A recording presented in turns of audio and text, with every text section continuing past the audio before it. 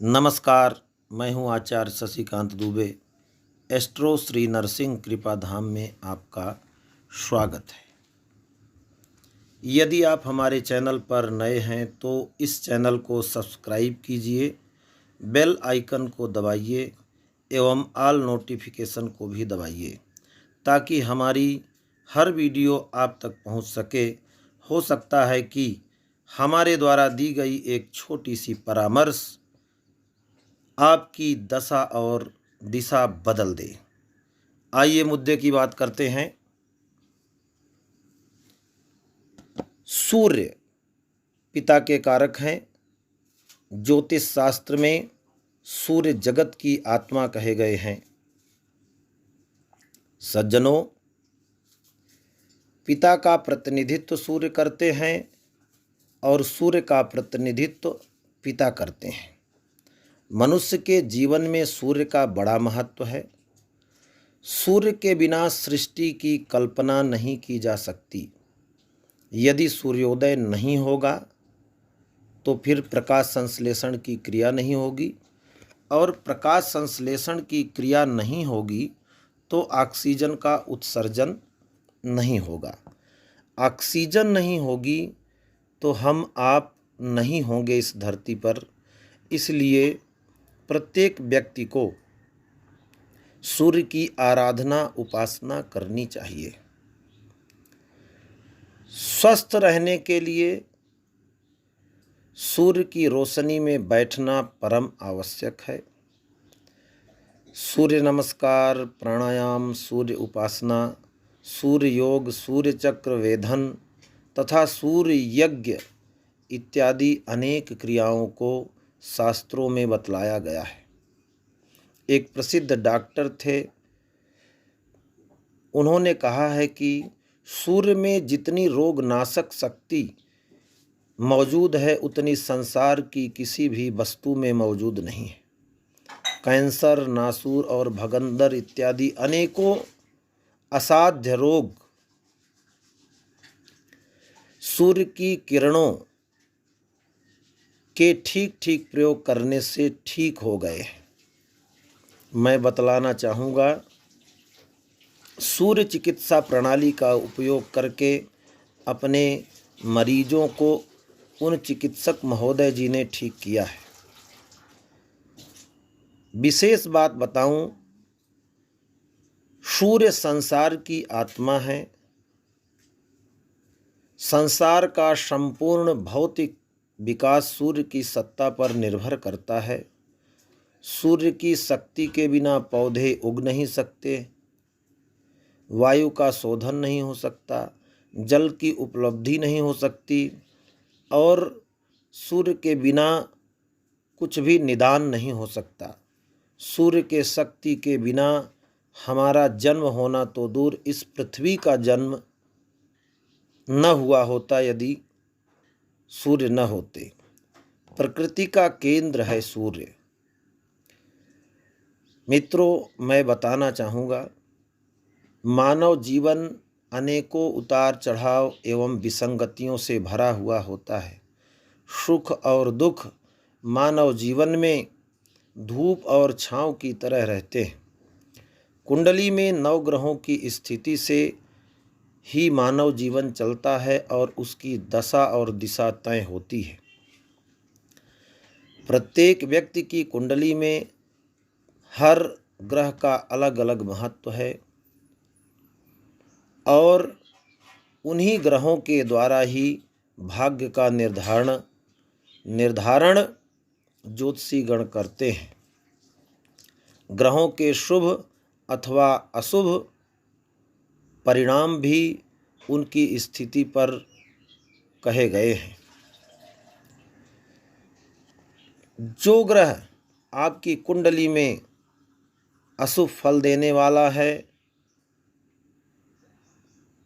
ऐसे स्थान पर बैठा है जिससे कि आपके जीवन में कुप्रभाव आएगा, अथवा जो ग्रह शुभ फल देने वाला है, इसका निर्धारण भी कुंडली के आधार पर ही होता है।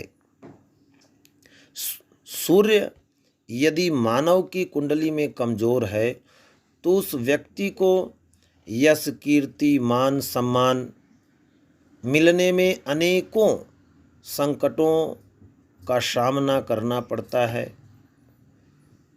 पिता से संबंध अच्छे नहीं रहते हैं, सहसा पिता का साथ छूट सकता है, कार्यों में अक्सर बाधाएं आती हैं, शासकीय नौकरी लगने में भी समस्याएं उत्पन्न होती हैं, बहुत विलंब से शासकीय नौकरी लगती है या लगती ही नहीं है, अथवा लग जाने के बाद भी यदि सूर्य कुंडली में कमज़ोर है तो शासकीय आजीविका लगने के बाद भी छूट जाने का भय रहता है, खतरा बना रहता है। या कुछ लोग चर्चा करते हैं हमसे, आचार्य जी क्या करें, हम नौकरी करते हैं प्राइवेट सेक्टर में अथवा किसी मल्टीनेशनल कंपनी में, ठीक ठाक जगह नौकरी लग गई किंतु ज़्यादा दिन तक नहीं चल पाई। ऐसी स्थिति में भी कहीं न कहीं उस जातक की कुंडली में हमने देखा कि सूर्य की स्थिति कमज़ोर है। अक्सर जिस जातक की कुंडली में सूर्य कमज़ोर होते हैं, मैंने देखा है, मेरे जीवन का अनुभव है, उस व्यक्ति के जीवन में अक्सर चोरी की संभावनाएं बनी रहती हैं। सोना अथवा सोने से निर्मित जो ज्वेलरी है, आभूषण हैं, वो गुम हो सकते हैं। शरीर में अनेकों प्रकार के रोग लग जाते हैं, हार्ट अटैक से संबंधित, पेट और आँख से संबंधित बीमारी, हड्डियों से संबंधित बीमारी हो जाती है, और साथ ही कानूनी विवाद चलते रहते हैं। कानूनी दाव पेच में व्यक्ति उलझा रहता है और उसकी आर्थिक क्षति होती है। इस प्रकार मैं बतलाना चाहूँगा आप लोगों को कि इन समस्त झंझावातों से निजात पाने के लिए आपको सूर्य से संबंधित उपाय करने की आवश्यकता है। एक बड़ी दिव्य बात बताऊं, यदि आपने कहीं भी पिता का दिल दुखाया या पिता आपसे रुष्ट हैं तो इन समस्त परेशानियों को आपको उठाना पड़ सकता है। पिता की सेवा करें, नित्य प्रति उनकी चरण रज लेकर के अपने मस्तक पर लगाएं, उनको समय समय पर जो मान सम्मान मिलना चाहिए वो मान सम्मान प्रदान करें। और सूर्य ग्रह को मजबूत करने के लिए कई उपाय हैं शास्त्रों में। अपने घर की पूर्व दिशा को एकदम स्वच्छ रखें, पिता और पिता तुल्य व्यक्तियों का सम्मान करें, सुबह सूर्योदय के पूर्व उठने की आदत डालें, कपिला गाय और बंदरों को भोजन इत्यादि कराएं, रविवार के दिन बंदरों को लाल वस्तु खिलाएं, गऊ को खिलाएं, रविवार का व्रत करें और रविवार के दिन सरसों का तेल एवं नमक का परित्याग करें। नित्य प्रति सूर्योदय के समय उगते हुए सूर्य को नमस्कार करें, अर्घ्य दें। सूर्य आराधना में सूर्य मंत्रों के जप से भी आपको लाभ मिल सकता है। आदित्य हृदय स्तोत्र का पाठ करें और ऐसा करने से सूर्य की विशेष कृपा आपके जीवन में होगी। इसके साथ ही सूर्य भगवान को जो जल दें उसमें लाल चंदन का चूर्ण अथवा रोली, हल्दी, लाल पुष्प, गुड़ का चूर्ण डाल करके सूर्य भगवान को जल चढ़ाएं।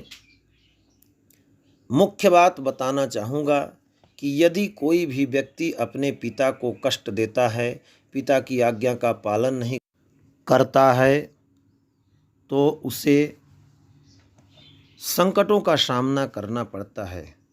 समझ लीजिए मित्रों, यदि हमारे आपके द्वारा कोई ऐसा कर्म किया गया कि जिससे हमारे पिता के अश्रु निकलें और वो आंसू यदि पिता के निकलते हैं, ज़मीन पर गिरते हैं, तो समझ लीजिए कि आपके जीवन में उल्कापात होने वाला है, विपत्तियों का पहाड़ टूटने वाला है। इसलिए मैं आज के नवयुवक वर्ग के बच्चों को कहना चाहूँगा कि हर एक पिता यही चाहता है कि मैं अपने बच्चों के नाम से जाना जाऊं, मेरे बच्चे मेरे नाम से न जाने जाएं। इसलिए वह हर एक प्रयत्न करता है कि मेरे बच्चे कैसे कामयाब हों, मेरे बच्चों की तरक्की कैसे हो, मेरे बच्चे कैसे एक उच्च शिक्षा को प्राप्त करके जीवन में सफलतन इंसान बने। इसलिए इसी उधेड़ बुन में पिता लगा रहता है बच्चों को सफलता दिलाने में। फिर भी बच्चे यदि पिता का अपमान करते हैं, पिता का तिरस्कार करते हैं, अनादर करते हैं, तो उसको अनेकों प्रकार की संकटों का सामना करना पड़ता है। अतः मैं तो यही कहूँगा कि अपने पिता के प्रसन्नता हेतु अनेकों प्रकार के यत्न करें। यदि पिता प्रसन्न हैं आपसे तो समझ लीजिए कि आपके जीवन में ईश्वर की विशेष कृपा हो जाएगी। और जिसके ऊपर पिता प्रसन्न होते हैं, पिता की कृपा होती है, उसके ऊपर सूर्य की कृपा होती है और सूर्य के द्वारा आपको सब कुछ मिल सकता है। देखते रहिए एस्ट्रो श्री नरसिंह कृपाधाम। नमस्कार।